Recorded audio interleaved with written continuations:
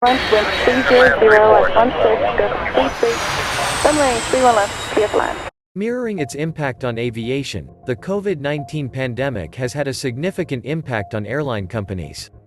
Due to travel restrictions and a slump in demand among travelers, several airlines have declared bankruptcy, with some ceasing operations, while other airlines reported historic reductions in flights, as well as accelerating retirements of certain types, such as a Boeing 747 or the Airbus A340. By the 8th of October 2020, 43 commercial airlines had gone bankrupt, and many more were expected to follow. Ethiopian Airlines reported a 30% reduction in passenger traffic, and a loss of $190 million in the months of February and March 2020. On the 29th of March, the airline suspended flights to more than 80 countries. EVA Air grounded all Hello Kitty liveried fleet, in addition to canceling passenger flights, citing demand drop. On the 1st of September 2020, the airline converted 7 undelivered 787 aircraft into 787 9s and 777s. Due to diminishing passenger demand, although cargo activity has considerably increased. On the 24th of August 2020, it was announced that ExpressJet would end operations on the 30th of September 2020. As part of the operational wind-down, ExpressJet has closed crew and maintenance bases at Chicago O'Hare and Newark Liberty International airports. On the 30th of September 2020, ExpressJet Airlines Flight 4001 from Memphis touched down at George Bush Intercontinental Airport in Houston at 1:24 p.m. Parking 8 minutes later at Gate B87, concluding all ExpressJet Airlines operations. In March 2020, Finnair announced starting negotiations about short-term layoffs for all of its employees. By the 10th of March, 3,800 of its flights were cancelled in 2020, and Finnair announced it would decrease flights to European destinations by 20%. By the 16th of March, Finnair followed with an announcement to reduce its flight capacity by 90% starting from the 1st of April.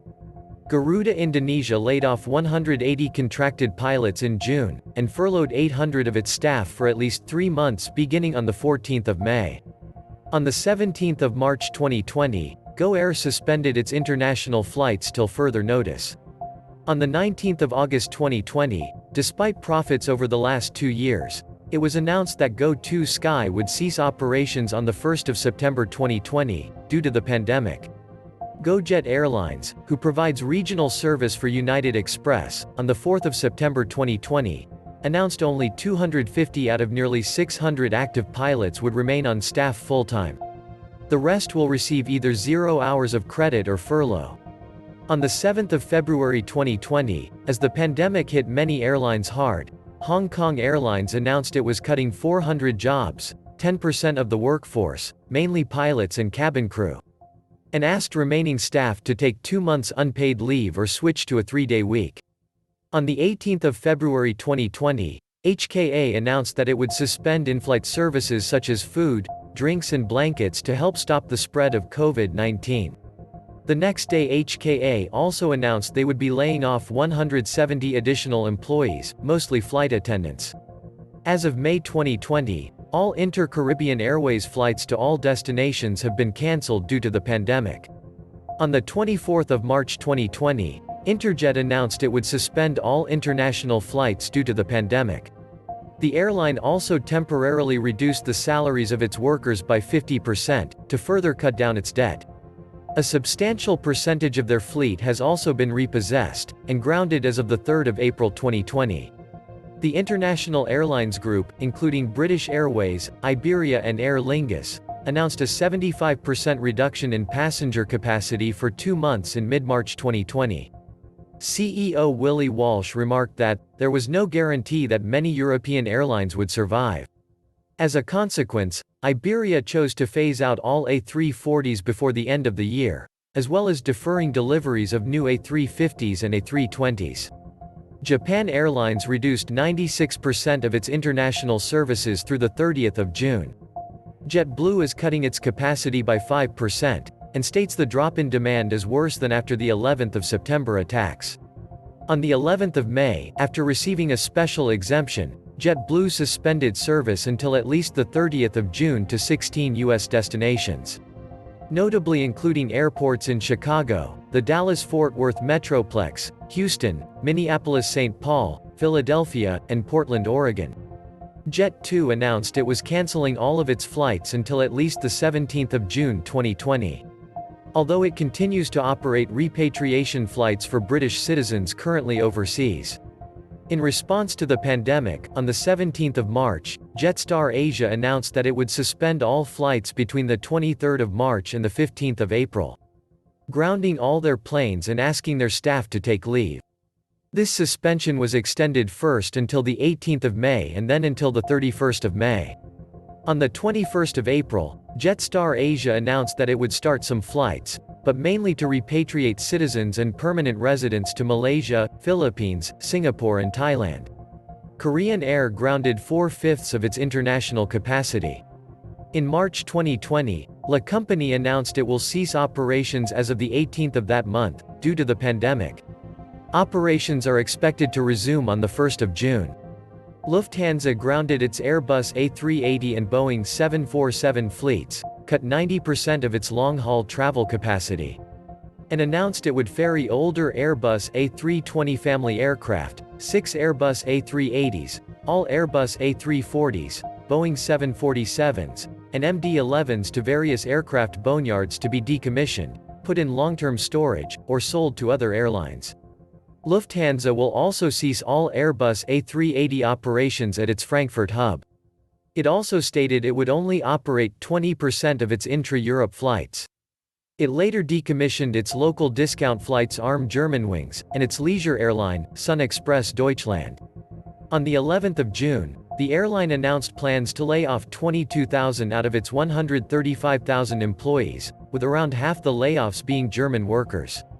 In January 2021, Lufthansa CEO Carsten Spohr stated all the Airbus A340s will be retired permanently, and also stated that the 8 remaining Airbus A380s and 8 remaining Boeing 747s could also be eligible for permanent early retirement. On the 6th of April 2020, it was reported that Malaysian private equity firm Golden Skies Ventures had made an offer of $2.5 billion to take over Malaysia Airlines during pandemic. Nepal Airlines, the flag carrier of Nepal, cancelled all domestic and international flights by the 20th of March. The airline's international travel restriction was implemented prior to domestic restriction. The government indicated that the foreign airlines can conduct evacuation flights at any time despite air travel restrictions. During the COVID-19 pandemic in Nepal, Himalaya Airlines carried out rescue and evacuation charter flights, while all of its scheduled flights were grounded from March 2020. Nepal Airlines itself carried out repatriation flights to the Australian cities of Brisbane, Sydney, Canberra and Melbourne, marking the first time Nepal Airways had operated scheduled flights into these cities.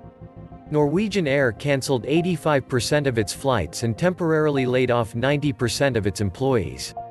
For the first time in its history, Pakistan International Airlines operated a relief flight from Lahore to Melbourne, Australia, during the pandemic.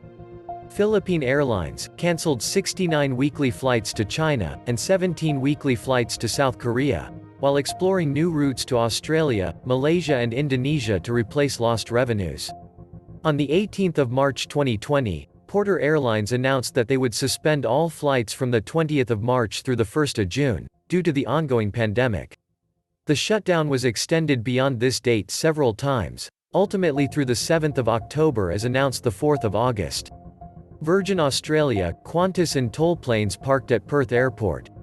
Qantas initially reduced capacity on its international routes by around 25%, and grounded 8 of its 10 Airbus A380 aircraft. On the 19th of March 2020, Qantas confirmed it would suspend about 60% of domestic flights, put 2/3 of its employees on leave, suspend all international flights, and ground more than 150 of its aircraft from the end of March, until at least the 31st of May 2020, following expanded travel restrictions. Qantas CEO, Alan Joyce, announced that Project Sunrise will be shelved indefinitely due to the pandemic, and stated that it is uncertain if there will ever be enough business case to launch. In June 2020, Alan Joyce stated that the remaining 5 Boeing 747 aircraft will be retired by the end of June 2020, instead of by fourth quarter 2020, due to the pandemic. Qantas also stated that it is unclear if all of their 12 Airbus A380s will ever fly again, and doesn't expect to return at least one of their A380s into service until at least 2023. It was also announced that 6,000 staff would be made redundant, along with 15,000 staff who would be stood down for 12 months. This stand-down of employees coincides with the cancellation of all international flights till the 28th of March 2021 with the exception of New Zealand.